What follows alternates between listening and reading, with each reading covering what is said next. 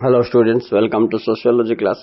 देखो पिला माने समाज विज्ञान रो गोटे क्वेश्चन, भारतीय समाजर प्रजातीय विविधता बा संरचना विषय रे आलोचना कर। तो ए लॉन्ग क्वेश्चन रे आमे जतोल लिखिबा उपक्रम रे लिखिबा पड़िबो जे किभली भारत समाजर विभिन्न प्रजातिर जन लोक माने बास करंती। साधारणतः प्रजाति कहिले एक प्रकार जनसमूह को बुझाए। एल कर्बेंग मतरे देख से कौन कहते एक प्रजाति होची एक विधिबद्ध जैविक संप्रदाय। कि संप्रदाय? जैविक संप्रदाय। यह एक समूह जहाँ वंश संतान जन्म इत्यादि को अनुवंशीय सूत्र बा वंशगत आधार रे एकत्रित होइथिबा संप्रदाय को बुझाई थाए। यह विभिन्न प्रकार। नेक्स्ट देखिबा भारतीय प्रजातीय वर्गीकरण। जदि एक कथा को आसीबा तो एक नंबर देखो इंडो आर्य प्रजाति, ठीक अछि।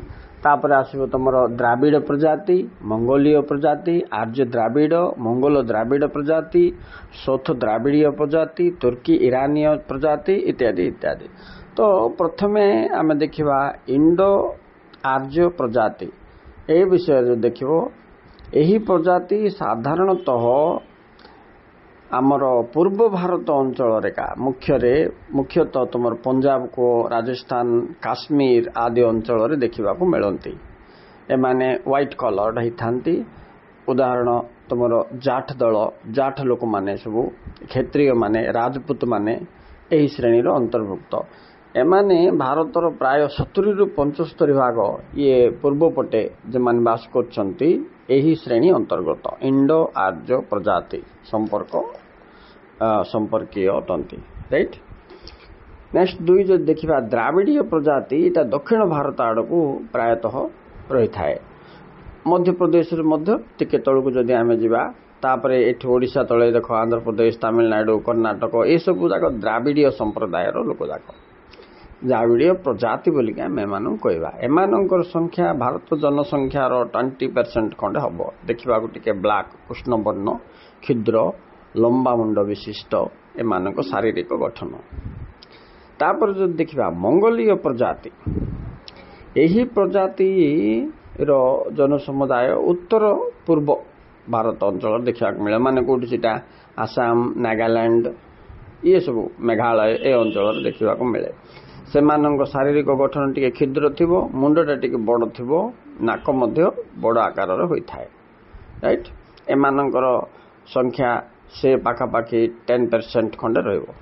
नेक्स्ट जिबा आर्य द्राविड़ीय प्रजाति। देखो एटा मिश्रित हो गेला। आर्य माने और द्राविड़ माने मिसिकरी थिबा गोष्ठी को आ जाउछ। एक्चुअली इंडिया रे आमे जो देखिया बोले ए दुईटी ही सबुठ बड़ संप्रदाय आर्य और द्राविड़। तेणु एटा कोन मिश्रित हो जबर आर्य द्राविड़ प्रजाति बोल के एमानन को आगला। एमाने मुख्यतः उत्तर भारत रे बिहार अंचल रे देखिबा को मिलंती। कृष्ण वर्ण एमानकर दीर्घकाया विशिष्ट एमाने एतिक मन रखा दरकार।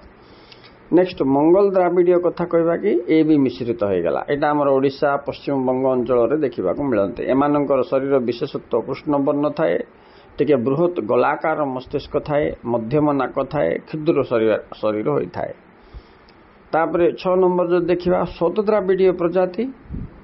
डॉक्टर रेसलेंकर मतरे एही प्रजाति उभय स्तमीय और द्राविड़ प्रजातिर मिश्रण।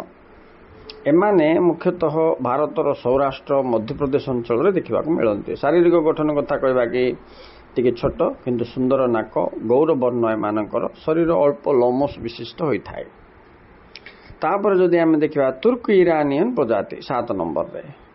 एटा रसलेंक मतरे देखो एही प्रजातिर लोक माने भारतर सीमा बाहर देखिबा को मिलंती। मुख्यतः कोठी ना बलूचिस्तान अफगानिस्तान ए अंचल लोक माने, किंतु एमाने भी गुटे अल्प परिमाणर लोक माने भारत रे आसिक सेटल हो जाती हेइछंती।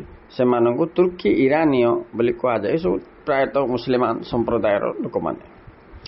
नेक्स्ट यह व्यतीत बीएस गुहा भारतर जनसंख्यार मुख्य 5टी प्रजाति बोलिकी से लेखार दर्शाई से 5टी प्रजाति कौन कौन ना 1 निग्रेटो प्रजाति 2 प्लेटो ऑस्ट्रेलिया प्रजाति 3 मंगोलियो प्रजाति 4 मेडिटेरियन 5 पश्चात बाक्री सोफालस बा ताको आमे आलोपो